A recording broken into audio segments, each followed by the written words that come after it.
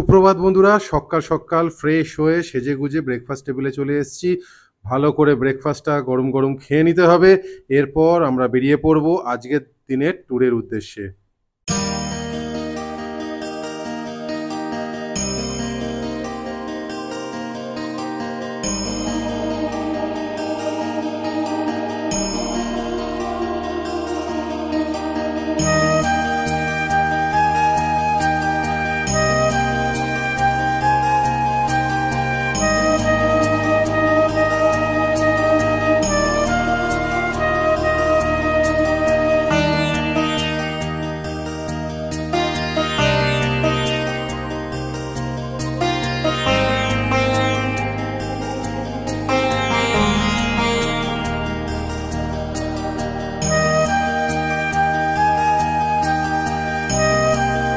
Good morning বন্ধুরা, আজ 8ই June 2022 বুধবার।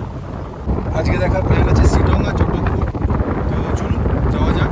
আজকে আমাকে নিয়ে যাবে উত্তম ভাই, দেখি চলুন।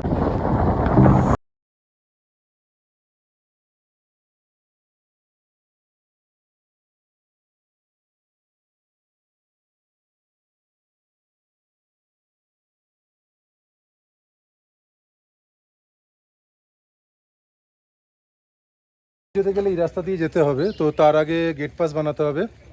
এখানে পার হেড 120 টাকা করে, আর গাড়ি সঙ্গে গেলে এক্সট্রা 400। বন্ধুরা, দার্জিলিং থেকে চটকপুর যেতে গেলে 3 মাইল হয়েই যেতে হবে, এবং 3 মাইল থেকে চটকপুর যে রাস্তাটা পুরোটাই জঙ্গলের মধ্যে দিয়ে, এবং পুরো রাস্তাটাই অত্যন্ত জঘন্য, বোল্ডারে ভরা, যার জন্য গাড়ির স্পিড খুব একটা ওঠে না। আপনাদের আনুমানিক দার্জিলিং থেকে চটকপুর যেতে 4 ঘন্টা লাগবে।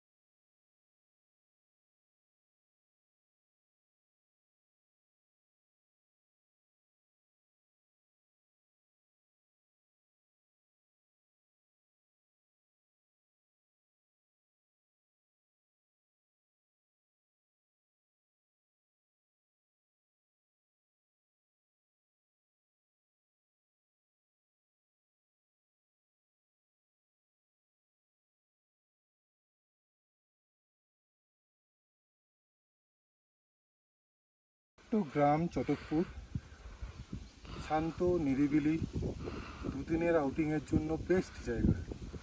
কোনো মোবাইলের টাওয়ার নেই, কোনো ডিস্টারবেন্স নেই।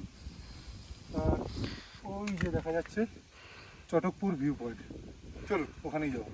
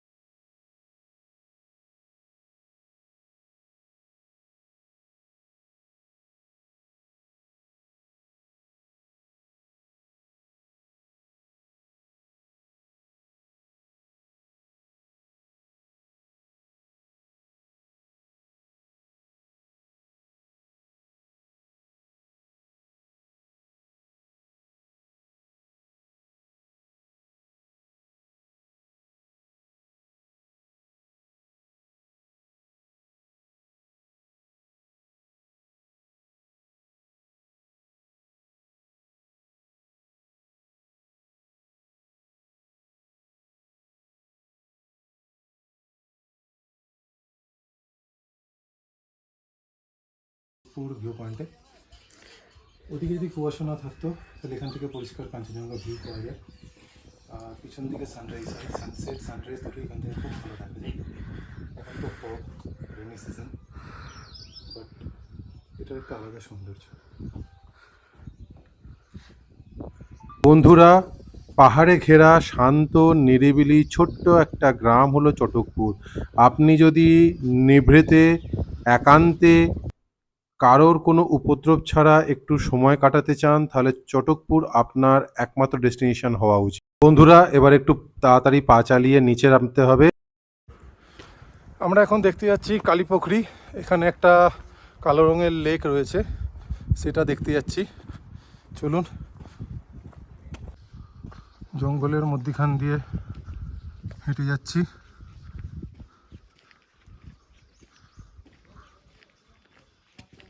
খুব সুন্দর জায়গা।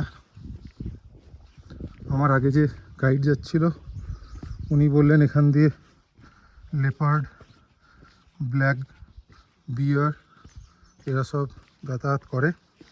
তো দিনের বেলা বেরোয় না বললো, এটাই একটা শান্তির কথা। আমরা জাস্ট চট করে ঘুরে চলে আসি।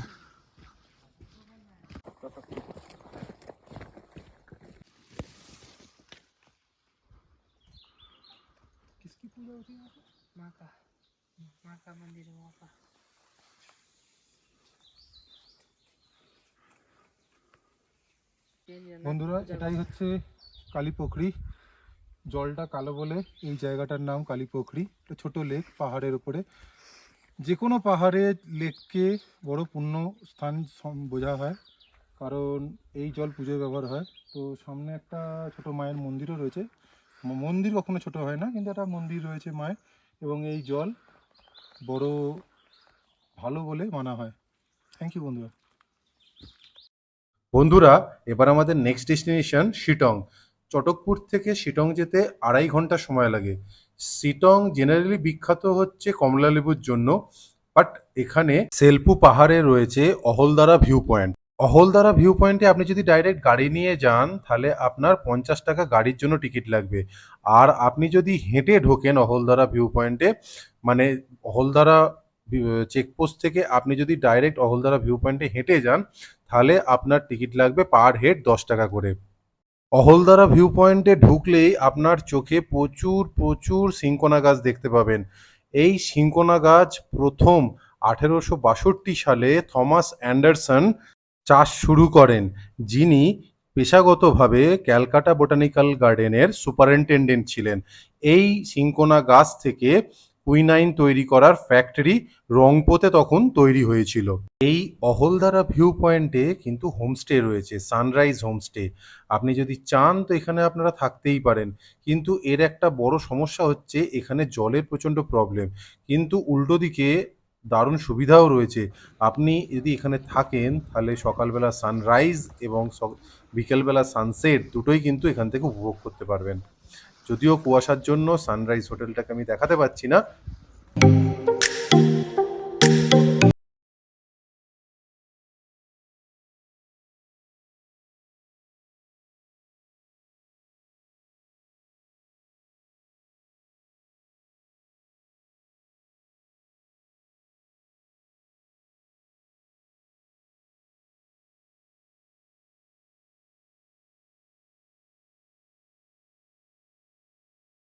বন্ধুরা, এই সাইডে আপনার শিলিগুড়ি, জলপাইগুড়ি এখান থেকে দেখা যায়। আর এই সাইডে, এই সাইডটা পুরোটা কাঞ্চনজঙ্ঘা দেখা যায়। সানরাইজ হয় এই দিকটা থেকে, এই দিক থেকে সানরাইজ হয়।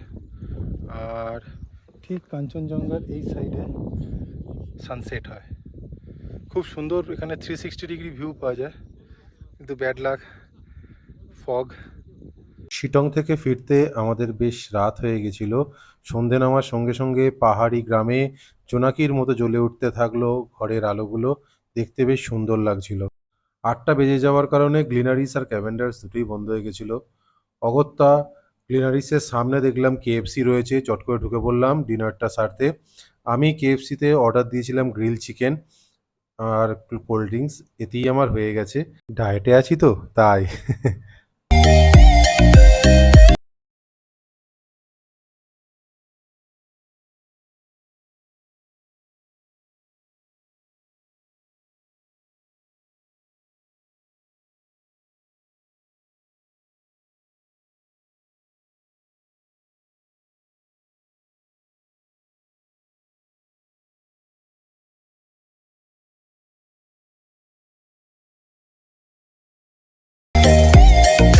বন্ধুরা, আজ এই পর্যন্তই। আগামী দিনে আবার দেখা হবে অন্য কোনো নতুন ডেস্টিনেশনে। ততদিন আপনারা ভালো খান, সুস্থ থাকুন। বাই।